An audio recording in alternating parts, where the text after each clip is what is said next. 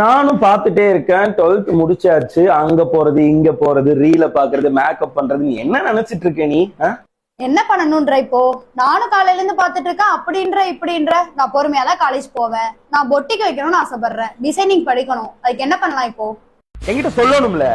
நீயாவே மனசுக்குள்ள வச்சிருந்தீன்னு எனக்கு எப்படி தெரியும்? அம்மா நானும் உன்னை பத்தி தான் நேற்று பேசிட்டு இருந்தேன். என்ன பண்றா ஏது பண்றா என்ன படிக்க வைக்கலாம் அப்படின்னு சொல்லி இதெல்லாம் நீயாவே யோசிச்சு வச்சிருக்க. என்கிட்ட சொன்னா மட்டும்தான் இதெல்லாம் தெரியும். எதுக்கு இப்ப அந்த நாய் மாதிரி கத்திட்டு இருக்க? உனக்கு தெரிஞ்சா சொல்லு. அதான் சொல்லிட்டேன்ல. எங்க ஓடுற நில்லு. சுமதிக்கு டெய்லரிங் பத்தி அன்னைக்கே உன் ஃப்ரெண்ட் சொன்னாங்க. நீ கேட்டியா?